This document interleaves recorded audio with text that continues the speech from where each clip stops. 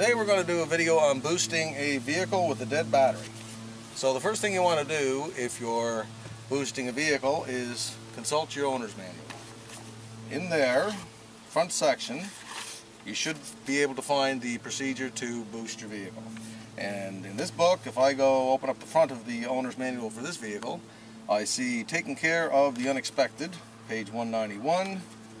I flip over to page 191, taking care of the unexpected, and in that section I find jump starting, which is on page 200. So then I flip over to page 200. It gives me the exact procedure to boost this vehicle. Now, one of the first steps it says is turn off all the electrical accessories, heater, AC, stereo system, etc. So the reason for that is this battery is absolutely dead, except to the point that it'll put on our dome lights. If you want to come over here just for a sec, you can see that the dome light is on here. So there's enough power to do that, but if I actually try to start the vehicle, and again you want to be following your owner's manual instructions exactly, and in this case to boost it, it should be in park, which this vehicle is. It says put on the emergency brake. I'll put on the emergency brake. Now if I try to start this, absolutely nothing happens. So that battery is completely dead. So after we do that, I've got my heater off, AC off, all the accessories are off, so that when we boost this dead battery, we're not going to be using that new charge, because we're going to have to let this vehicle run a little bit and have the alternator charge that battery up to full. We don't want the charge in the battery being used up to run an air conditioning system or a blower motor for the heater or something like that. So then we go around to the front of the vehicle, take this key out of there, and we're going to follow the rest of the procedure here. Get my videographer to follow along. So I've already cleaned up these battery posts a bit here. So according to the procedure for this vehicle, we want to take our booster cables, and once you're doing this, you never want any of these cables to touch one another, because if it's connected to the battery and you touch these ends together, you're going to cause a short circuit. So you don't want that.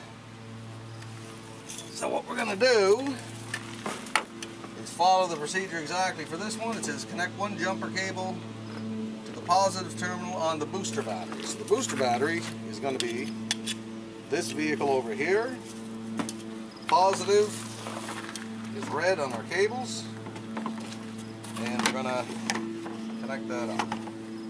So if I can get you just to go over here, I'm going to eliminate the battery for a second there. We can see that this battery has the red post for the positive, little positive sign on the battery here, but there's a red protective cover on here, so I'm going to pop that off.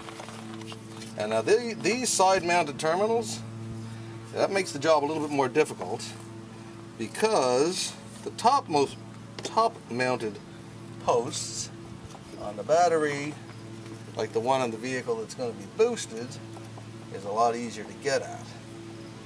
So we'll put that there. It's good if you have somebody handy to hold the other cable, making sure that it's away from anything and not touching anything while you're doing this procedure. So according to our procedure, and as I say again, this is when you do not want to touch these ends together.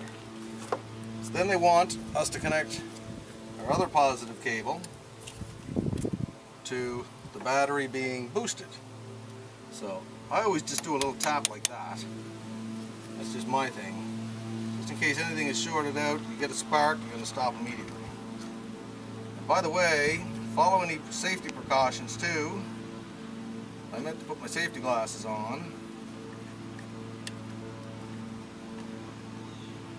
That's not a bad idea. So then the other side, the next part of the procedure, they say connect your second jumper to the negative terminal on the booster battery and the other end to the grounding strap on the battery being boosted.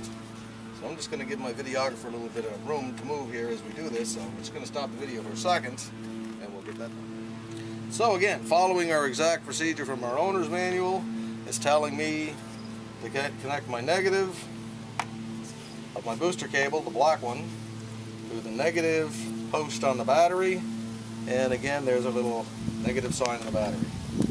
The side mounted posts, I gave these a little cleaning there with the wire brush. So I'm going to connect that on there. Just going to try to move it around a bit to give it a grip that a little bit better. Again, making sure not to touch anything else. So, a lot of people will just connect it up to the negative post of the battery at this point, but my procedure is telling me to connect my negative on this vehicle to the grounding strap, which it shows in the manual itself. It shows where the grounding strap is, which is over here. I'm going to tap that lightly. Okay. And I'm going to connect that on there. Okay, I'm going to move it around. Again, I had to give this a little bit of a cleaning with the wire brush. Okay, get that connected up. And then we're going to try to start the vehicle. This vehicle has been sitting here for a couple of months, so the battery in it is absolutely totally dead. Now, what I've done in this case, not recommending this, it's just something that I'm doing here, is I've started the boosting vehicle. So with the vehicle running, be extremely careful if you do that. I'm not recommending it. As I say, my recommendation is follow what your owner's manual says. But because the battery in this is so dead, as you can see, I just turned the vehicle over and there's no sign of life at all. I've actually got the vehicle that's boosting this running, and that'll charge up my battery over a period of time here. So we'll try it again in a couple of minutes. So at this point, the vehicle has been charging for a while. I'm going to give this a try. That looks promising. Okay. So it's charged up, the battery is charged up. I'm going to let this idle for a while, let the alternator charge that battery up for a bit. Then I'm going to shut it down, remove the cables from both vehicles with the vehicles turned off, obviously for safety's sake, making sure that at no point when any of the cables are connected to touch any of the ends. And again, go over your the instructions in your owner's manual for the exact details on how to do this.